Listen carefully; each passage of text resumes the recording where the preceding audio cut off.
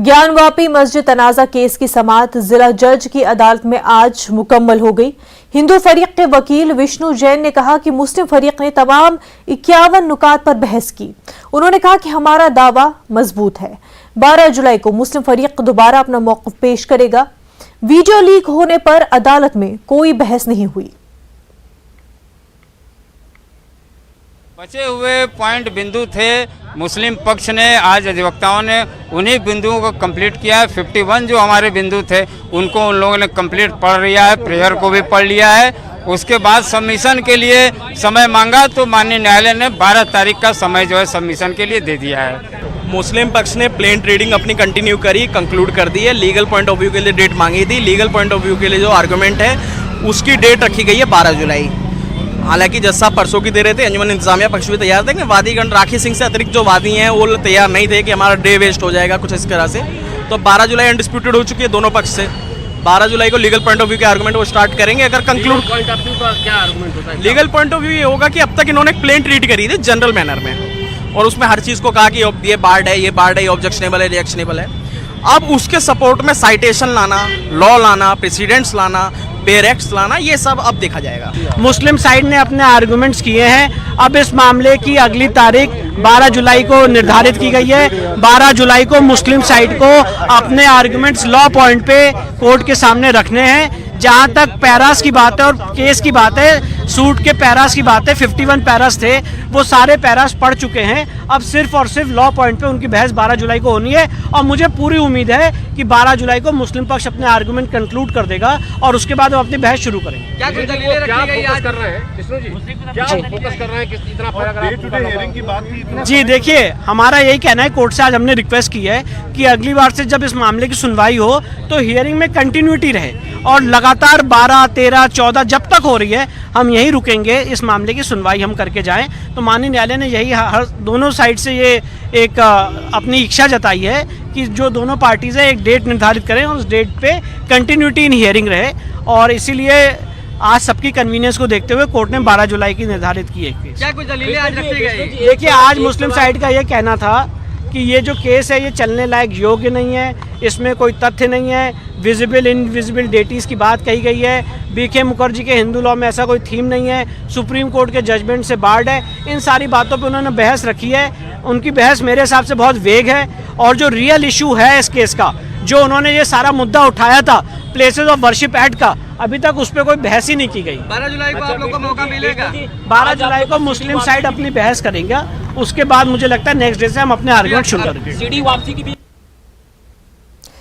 पंजाबी गुलकार सिद्धू मूसेवाला कत्ल केस में दिल्ली पुलिस के स्पेशल सेल ने बड़ी कार्रवाई करते हुए कत्ल की साजिश में मुलविस 2 मुलजिमीन अंकित और सचिन चौधरी को गिरफ्तार किया है। अंकित शूटर बताया जा रहा है। पुलिस के मुताबिक सिद्धू पर फायरिंग करने वालों में अंकित भी शामिल था। आज दिल्ली के पटियाला हाउस कोर्ट में पेश किया गया।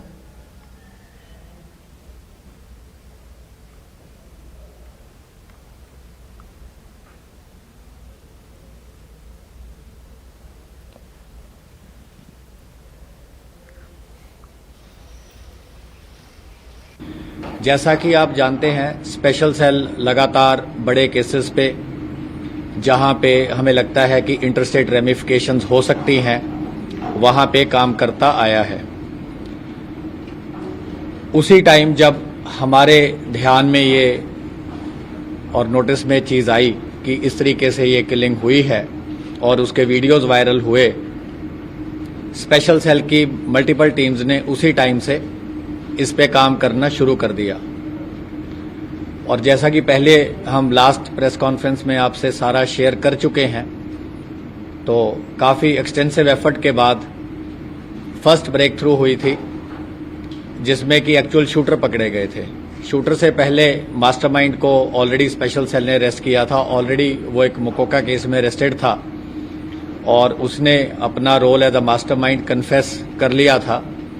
लेकिन उसके बाद जो मेन एफर्ट था स्पेशल सेल का, मास्टरमाइंड पता चलने के बाद और इसकी इंटरनेशनल कॉन्स्पिरेसी पता चलने के बाद, था कि जो एक्चुअल शूटर्स हैं, जो सीन ऑफ क्राइम पे गए हैं, जिन्होंने एक्चुअल फायरिंग करी है और शुभदीप सिद्धू को गोली मारी है, उनको पकड़ा जाए। तो फर्स्ट जो हमारी ब्रेक थ्रू थी 19 जून को, उसमें हमारी न्यू दिल्ली रेंज की टीम ने under supervision of Pramod Kushwaha DCP और हमारे एसीएसपी हृदय भूषण और मिस्टर नेगी एंड बाकी सारी जो न्यू दिल्ली रेंज की टीम थी, इन्होंने प्रियव्रत फौजी को अरेस्ट किया, कशिश कुलदीप को अरेस्ट किया और तीसरा केशव जिसने सारी रैकीज करी थी, शूटर्स को ट्रांसपोर्ट किया था, उसको अरेस्ट किया। एक्यूज के लिए जो है वहां से ट्रांजिट रिमांड और अरेस्ट वारंट लेके आई थी और प्रवीण सिंह साहब की कोर्ट के अंदर में उन्होंने ये प्रोड्यूस किए थे दोनों, क्योंकि आज जो प्रियव्रत फौजी, कशिश, केशव और दीपेल एज टीनू, इन चारों की जो है वो ऑलरेडी पीसी रिमांड पे चल रहे थे मुकुका केस के अंदर में दिल्ली पुलिस सेल के अंदर, तो उनको आज प्रोड्यूस किया गया। तो जैसे ही उनका पीसी रिमांड खत्म हुआ तो इन चारों के लिए अरेस्ट वारंट ये लेके पंजाब पुलिस वहां पे आई थी और इनको कहा था कि इनको ट्रांजिट रिमांड पे लेके जाना है, तो इन चारों के लिए हमें अरेस्ट की परमिशन दी जाए। देखिए, दीपक टीनू जो है उस पर एलिगेशन है कि इसने जो भी लॉजिस्टिक सारे सिस्टम थे इस सिद्धू मूसा वाले केस के अंदर वो इसने प्रोवाइड करवाए थे, ये एलिगेशन लगाए गए हैं। और प्रियव्रत फौजी, कशिश और जो केशव है, इनके ऊपर यह है कि ये शूटर्स थे और ये उस टाइम पे जो मौके वारदात थी वहां पे ये प्रेजेंट थे। इन तीनों के ऊपर ये एलिगेशन है। अंकित भिवानी है और मोहित सिरसा है, इनके जो है अरेस्ट किया गया कल अहमदाबाद से दिल्ली पुलिस ने। देखिए, पंजाब पुलिस जो है इन्वेस्टिगेशन का दायरा बढ़ा रही है, अभी और भी कई लोगों की गिरफ्तारी के बारे में बताया जा रहा है। ये एप्लीकेशन जो पंजाब पुलिस ने लगाई थी सारी मेरे पास है, इसके अंदर काफी लोगों के बारे में डिस्क्लोज किया गया है। बाकी अभी जैसे जैसे आगे आदमी गिरफ्तार होंगे उसके बारे में ये क्या लेके आते हैं सामने से स्टैंड तभी क्लियर कर पाएंगे। तो आपको बता दें कि पंजाबी गुलकार सिद्धू मूसेवाला कत्ल केस में बड़ी डेवलपमेंट हुई है। दिल्ली पुलिस की स्पेशल सेल ने बड़ी कार्रवाई की है। कत्ल की साजिश में मुलविस 2 मुलजमीन, अंकित जो कि बताया जा रहा है 19 साल का है और सचिन चौधरी को गिरफ्तार किया गया है। अंकित शूटर बताया जा रहा है। पुलिस के मुताबिक सिद्धू पर फायरिंग करने वालों में अंकित भी शामिल था। आज दिल्ली की पटियाला हाउस कोर्ट में उन्हें पेश किया गया है। सिद्धू मूसेवाला कत्ल में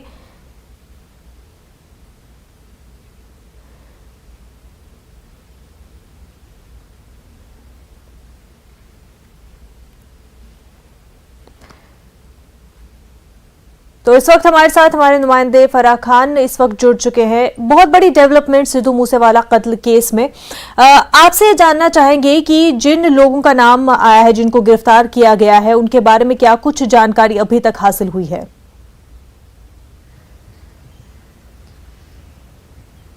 जी देखिए, सच में अपने आप में बहुत बड़ी डेवलपमेंट है, क्योंकि इस पूरे हत्याकांड को 1.25 महीने हो चुके हैं और इसमें गिरफ्तारियों का जो सिलसिला है वो लगातार जारी है। तो देखिए, अभी जो अंकित सिरसा को जो गिरफ्तार किया गया है उसकी उम्र महज 19 साल है और ये बताया जा रहा है कि बहुत करीबी से अंकित ने ही सिद्धू मूसेवाला को गोली मारी थी और ये उसका पहला मर्डर था। इससे पहले जरूर उसने प्रयास किए हैं, लेकिन ये पहला मर्डर था। दोनों हाथों का इस्तेमाल किया गया था इस दौरान। और जो दूसरा सचिन जो है, सचिन भिवानी, इसको भी गिरफ्तार किया गया है। इनका मुख्य जो काम था वो ये था कि जितने भी आरोपी थे उनके लिए आना जाने के लिए व्यवस्था करवाना, क्योंकि ये लोग गुजरात, हरियाणा और राजस्थान में कई टाइम से पिछले 1.5 महीने से छिपे हुए थे, तो उनके लिए आना जाना, इन सब चीजों की व्यवस्था करना। और लॉरेंस बिश्नोई की हर चीज पे जो गतिविधि रखते थे वो सचिन है। तो कहीं ना कहीं इनके पास से जो पिस्टल, कारतूस, ये सब बरामद हुए हैं और 3 वर्दियां बरामद हुई हैं। तो ये वर्दियां इसलिए पहनी गई थी ताकि कोई भी ये ना समझे और ये पकड़ में ना आए। तो ये पंजाब पुलिस की वर्दियों में पाए गए थे और अब ये पता चल रहा है कि जिस AK-47 से हत्या की गई थी वो भी जो है वो बुलंदशहर से लाई गई थी। और देखिए, ये साफ हो गया है जी कि ये जो 2 हत्यारे हैं, जो अंकित है ये 19 साल का है, तो इसको पूरी तरीके से तैयार किया गया था। और ये जो दोनों है, ये जो सदस्य हैं लॉरेंस बिश्नोई के, और इसके साथ साथ और भी हत्यारे हैं, तो उनको भी छुपाने में जो काम था। तो ये जो पूरी टीम थी ये काफी टाइम से गुजरात में थी।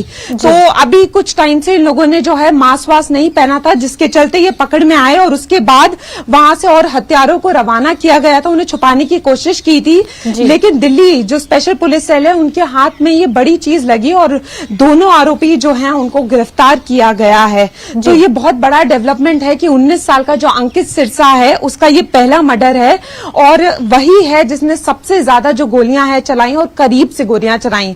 और जो सचिन थे वो शुरुआत से ही इस पूरी चीजों को देख रहे थे कि कैसे सारी चीजों का जायजा लेना है और आगे जो चीजें हैं कैसे सबको बचा कर रखना है। और धीरे धीरे अब पुलिस के आगे सारी जो परतें हैं वो खुलती जा रही हैं कि AK-47 कहां से ली गई, ये कितना बड़ा गिरोह है, किसके थ्रू। तो देखिए पूरा ये जो गैंग है ये लॉरेंस बिश्नोई का जो ये गैंग है उन्होंने मिलकर ये सब कुछ किया है। तो धीरे धीरे पुलिस के सामने ये सारी चीजें जो हैं वो तफसील से सामने आती जा रही हैं। बिल्कुल फरा, अब धीरे धीरे जो है तमाम तर लेयर्स इस पूरे केस की सामने आ रही हैं और ऐसे में साफ जाहिर हो रहा है कि बहुत ही प्री प्लान्ड और वेल प्लान्ड काफी अरसे से ये पूरा मामला था। ऐसे में अंकित के अलावा क्या और भी लोग हैं जिनको ट्रेन किया गया था या और भी गिरफ्तारियां होने की खबर मिल रही हो?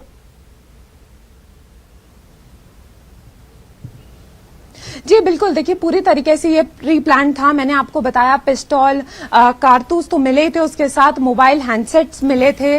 पूरी तरीके से प्लानिंग की गई थी और ये भी पता था कि जब ये इसका हत्या को अंजाम दिया जाएगा तो कौन सी वर्दी में होना है, वहां से कैसे निकलना है और कौन साथी हैं जो उनके रुकने का इंतजाम करेंगे और थोड़ी थोड़ी देर में जो है उनको शिफ्ट करते रहेंगे। तो देखिए पहले हरियाणा, गुजरात, राजस्थान, तो इन्होंने जगह भी बदली ताकि जो है पुलिस की पकड़ में ना आए। लेकिन जैसा मैंने आपको बताया कि कुछ टाइम बाद ये जितना भी इनका पूरा गैंग है इसमें जो 4 मुख्य आरोपी जो हैं उनमें से 2 लोगों ने जो है वो मास्क नहीं पहने थे, जिससे पुलिस ने जो है वो पहचान लिया। उसके बाद ये जो है वो पुलिस की गिरफ्त में आए हैं। तो कहीं ना कहीं बहुत पहले से प्लानिंग हो रही थी। बुलंदशहर से AK-47 आती है, पिस्टल्स का इंतजाम किया जाता है, वर्दियों का किया जाता है। तो साफ तौर से पता चल रहा था कि किस तरीके से तैयारियां की गई हैं, क्योंकि देखिए पूरा 1.25 महीना हो गया और गिरफ्तारियों का सिलसिला जारी है। तो समझ में ही आ रहा है कि कितने जो हत्यारे हैं वो इसके पीछे हैं और कितना प्री प्लान वे में ये शुरू से चल रहा है। देखिए हर वक्त एक नया डेवलपमेंट सामने आ रहा है और ये जो डेवलपमेंट आज नया आया है ये काफी शॉकिंग है कि 19 साल का लड़का जो अंकित सिरसा जो हरियाणा का है उसको पूरी तरीके से ट्रेनिंग दी जाती है, वो पहले मर्डर को अंजाम देता है और दोनों हाथों से गोलियां चलाता है और पुलिस के सामने कहता है कि पहला मर्डर है और वो भी एक ऐसे वेल नोन सिंगर का। तो ये अपने आप में बहुत बड़ी बात है। इसका मतलब बिल्कुल फरा, और जिस तरह से आप बता रही थी, पूरी इन्फॉर्मेशन दे रही थी, तो ये कई स्टेट्स में इस पूरे मर्डर की प्लानिंग हो रही थी। ये कोई 1-2 दिन का काम नहीं था। क्या कोई इनपुट, किसी तरह की इतला नहीं थी पुलिस को, या फिर ये कि जो बात की जा रही थी कि सिक्योरिटी हटने के बाद ये पूरा मामला पेश आया, क्योंकि सिक्योरिटी हटने के बाद ही ये मामला हुआ। लेकिन ये प्लानिंग इतनी लंबी है और काफी अरसे से ये पूरी प्लानिंग चलती आ रही थी, ट्रेनिंग चलती आ रही थी। ऐसे में किसी तरह की कोई भनक भी नहीं लगी।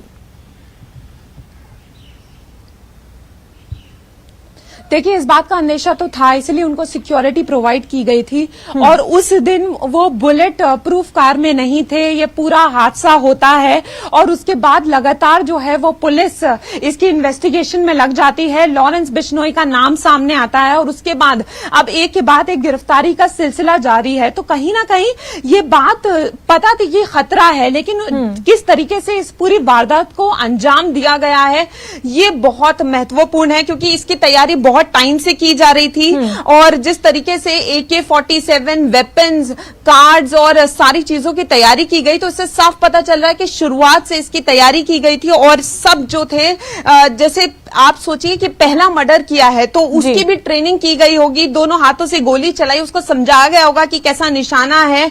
और पहली बार इतनी करीबी से, क्योंकि अंकित ही ऐसा एक शख्स है जिसने बहुत करीबी से जो है वो इस पूरी वारदात को अंजाम दिया है। हालांकि गोलियां बहुत चली हैं, इसी की वजह से वो शॉट डेड हो गए थे। तो कहीं ना कहीं ये पूरा जो सिलसिला है ये काफी टाइम से चलता आ रहा था और शायद इसकी भनक जो है वो पुलिस को नहीं थी, लेकिन अब धीरे धीरे इसकी पड़ती खुलती जा रही है। पता चल रहा है क्योंकि भनक थी, कहीं ना कहीं अंदाजा था कि इस तरह का खतरा सिद्धू मूसेवाला पर मंडला रहा है। ऐसे में जो कांग्रेस लगातार कहती आई है कि बहुत ही बड़ी चूक जो सरकार ने, पंजाब सरकार ने किया, कहीं ना कहीं लापरवाही जो बढ़ती, तो वो एक बहुत ही बड़ी गलती हो गई कि इस तरह से सिक्योरिटी हटा दी गई, जबकि पहले से ही भनक थी कि इस तरह का हमला या इस तरह से उन पर अटैक हो सकता है।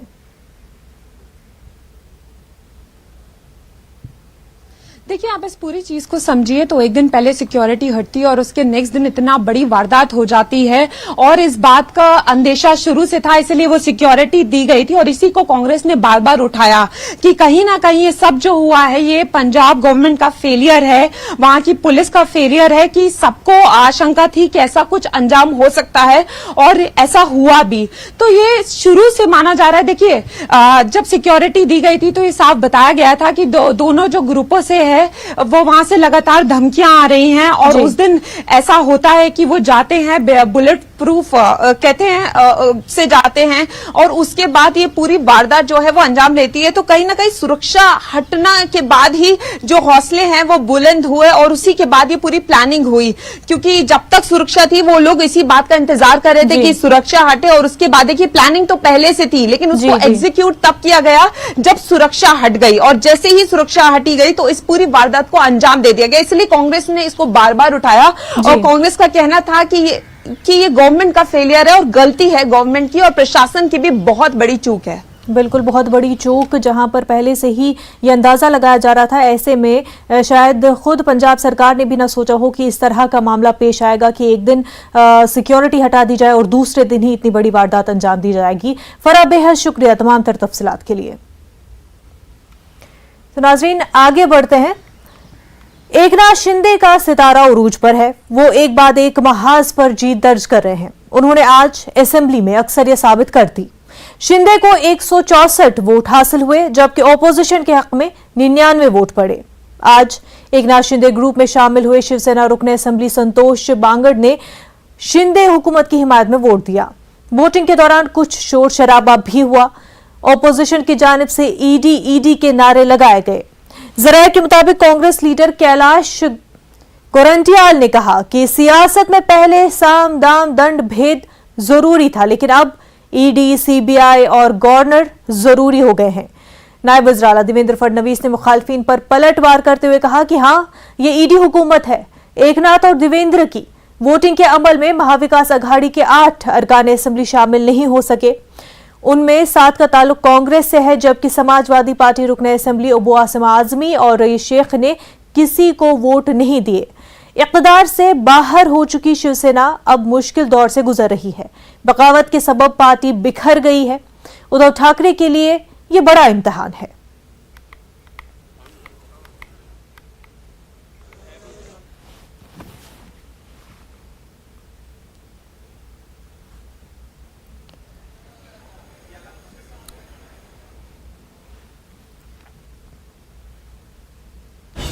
इस वक्त की बड़ी खबर आपको बता दें, महाराष्ट्र की सियासत में बड़ा बदलाव देखने को मिल रहा है। बड़ी खबर आपको बता रहे हैं, एनसीपी के पास होगा ऑपोजिशन लीडर का ओहदा। अजीत पवार को बनाया गया है ऑपोजिशन लीडर। तो बड़ी डेवलपमेंट सियासत के हवाले से साबिका उद्धव हुकूमत में अजीत पवार नायब वजीर आला थे।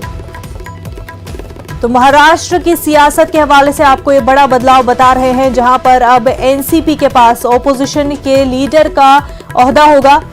अजीत पवार ऑपोजिशन लीडर बनाए गए हैं। इससे पहले उद्धव ठाकरे हुकूमत में नायब वज़ीर आला थे अजीत पवार।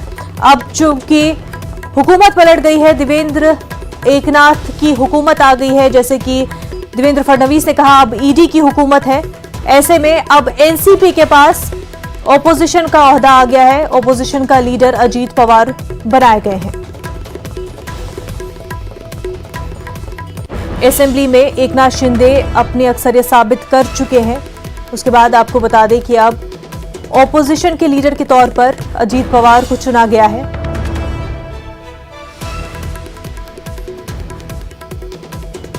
बहुत ही आसानी से आपको बता दें कि एकनाथ शिंदे ने असेंबली में अपनी अक्सरियत को साबित कर दिया है। वहीं असेंबली में काफी हंगामा भी हुआ। ईडी की सरकार कहलाई गई, जबकि देवेंद्र फडणवीस ने कहा कि ये बिल्कुल ईडी की सरकार है, एकनाथ और देवेंद्र की। वहीं आपको बता दें कि अब ऑपोजिशन के लीडर के तौर पर अजीत पवार को चुना गया है। NCP leader Ajit Pawar opposition leader होंगे।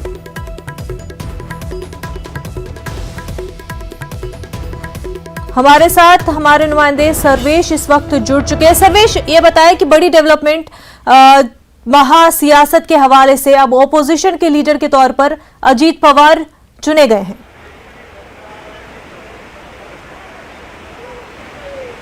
जी बिल्कुल बुलेजा जी, इस तरह से पूरा सियासत रही महाराष्ट्र की पिछले 15 से 16 दिनों में, वो सियासत अब पूरी तरह से खत्म हो गई। फ्लोर टेस्ट भी हो चुका है जी। और फ्लोर टेस्ट में भी एकनाथ शिंदे की विजय हो चुकी है और आज विरोधी पक्ष नेता के रूप में एनसीपी के जो पहले राज्य के उप मुख्यमंत्री थे, अब उन्हें विरोधी पक्ष नेता के रूप में चुना गया है।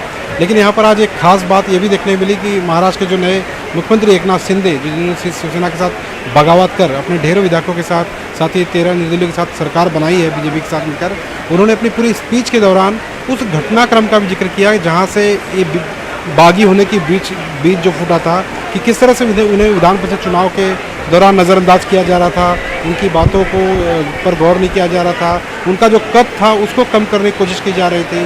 उसके बाद जिस तरह से उन्होंने एक घटनाक्रम का जिक्र किया कि इसको लेकर हमने सोचा कि अब ऐसा कुछ करना होगा कि इनको शायद पता करे। उन्होंने एक विधायकों से बात की, अलग अलग विधायक जो नाराज़ थे वो उनके समर्थन में आए। किस तरह से मुंबई से बाहर जाना है और शिवसेना के जो कार्यकर्ता हैं, नेता हैं, जो विधायक हैं, उनको किस तरह से पुलिस से निपटना चाहिए, ये भी उनको अच्छे से आता है। इस बात का भी उन्होंने जिक्र किया। यहाँ तक कि पुलिस ने उन्हें मुंबई का बॉर्डर क्रॉस करते समय रोका भी था, लेकिन कैसे निपटा जा सकता है पुलिस महकमे से, इस बात का भी उन्होंने जिक्र किया कि हम निपटना अच्छी तरह से पुलिस को जानते हैं। तो कुल मिला कर अब एकनाथ शिंदे जो है महाराष्ट्र के मुख्यमंत्री बन चुके हैं। शपथ विधि कार्यक्रम तो 2 दिन पहले हो चुका था। अब जिस तरह से फ्लोर टेस्ट हो चुका है, फ्लोर टेस्ट में भी कामयाबी मिल चुकी है। अब एक थोड़ी सी कानूनी लड़ाई जो बाकी है, इंटरनल कह सकते हैं उसे, शिवसेना और बागी जो शिंदे का गुट है, इसके बीच सुप्रीम कोर्ट तक जो मामला पहुंचा है डिस्क्वालिफिकेशन का लेकर 11 जुलाई को इसकी सुनवाई होनी है, उस पर गौर करने की ज़रूरत है। हालांकि राजनीतिक गलियारों से ये भी खबर आ रही है कि हो सकता है आने वाले दिनों में ये तमाम जो लोग जो बागी हुए हैं, इनमें से कोई न कोई जाकर उद्धव ठाकरे से हो सकता है बातचीत करे या वहाँ से उद्धव ठाकरे की तरफ से पहल हो सकती है। हालांकि उद्धव ठाकरे से पहल होने की बहुत कम गुंजाइश बताई जा रही है, लेकिन यहाँ पर जो कानूनी लड़ाई आने वाले दिनों में होगी, ये लंबी जरूर चल सकती है। बिल्कुल। और वहीं अब जब अजीत पवार ओपोजिशन के लीडर के ओहदे के तौर पर चुने गए हैं, ये बताते हैं, लेकिन क्योंकि अब जो है ये कानूनी लड़ाई चल रही है, वहीं पर जो स्पीच भी दी एकनाथ शिंदे ने, जैसा कि आप बता रहे थे कि स्पीच में उन्होंने बताया कि किस तरह से वो निपटे हैं, पुलिस हो या किस तरह से इस बगावत की शुरुआत हुई, लेकिन उससे ये भी समझ में आया कि किस तरह से पर्सनल गेन्स के चलते कहीं ना कहीं ये पूरा मामला चला है, जहां पर उनको लगा कि उनका कद कम हो रहा है, उनका ओहदा कम हो रहा है, उनकी सुनी नहीं जा रही, तो इसके चलते उन्होंने अपने पर्सनल गेन्स और पर्सनल ईगो सेटिस्फाई करने के लिए इस बगावत की शुरुआत की।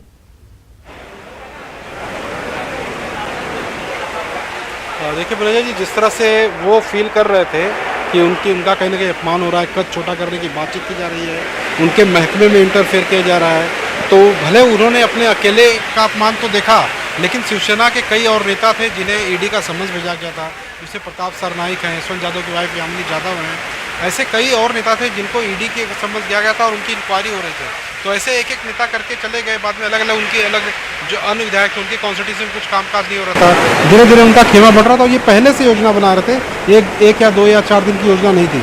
लेकिन अब शिंदे के लिए आने वाले दिनों में सबसे बड़ा इम्तिहान ये होगा, महाराष्ट्र की सियासत में वो बागी गुट विधायकों के साथ मुख्यमंत्री के ओहदे पर ओहदा तो पा लिया है, बीजेपी के साथ मिलकर सरकार भी बना ली है, लेकिन आने वाले दिनों में जिस महाराष्ट्र का सर्वांगीण विकास करने की वो बात कर रहे हैं, चाहे उसमें किसानों की बात हो, बेरोजगारों की बात हो, ग्रामीण समस्याओं की बात हो, उन तमाम समस्याओं को क्या पहले की सरकार नहीं सुलझा रही थी? क्या उसके पहले जब देवेंद्र फडणवीस शिवसेना की सरकार थी उसको नहीं सुलझा रही थी? अब ये आके क्या कुछ नया करने वाले हैं, वो देखना होगा। हालांकि ये इनका एक स्पीच में ये भी बयान था कि अब डायरेक्ट पत्र जारी नहीं किया जाएगा, सीधे फ़ोन पर कहा जाएगा कि आप काम करना स्टार्ट कर दो।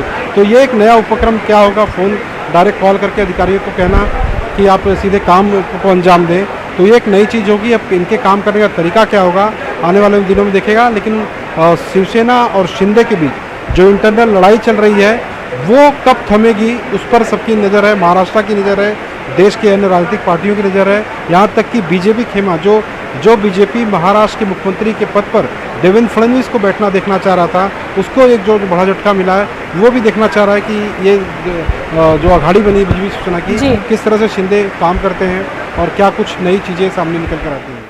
बिल्कुल, और वहीं जो स्पीकर ने एकनाथ शिंदे के विप को एक्सेप्ट कर लिया है, उस पर हालांकि चाह रहे थे कि उद्धव ठाकरे की सुप्रीम कोर्ट समाअत कर ले जल्द से जल्द, लेकिन जल्द से जल्द समाअत एक्सेप्ट नहीं की गई है सुप्रीम कोर्ट की जानिब से। वहीं अब गवर्नेंस किस तरह की होगी उस पर भी दो राय बनी हुई है महाराष्ट्र के अवाम में भी, क्योंकि एरे फॉरेस्ट के हवाले से भी कई सवालात खड़े हो गए हैं। बहरहाल सर्वेश, बेहद शुक्रिया आपका तमाम तर तफसीलात के लिए। तो नाज़रीन, न्यूज़ एट 5 में फिलहाल इतना ही। हमें दीजिए इजाजत। आदाब।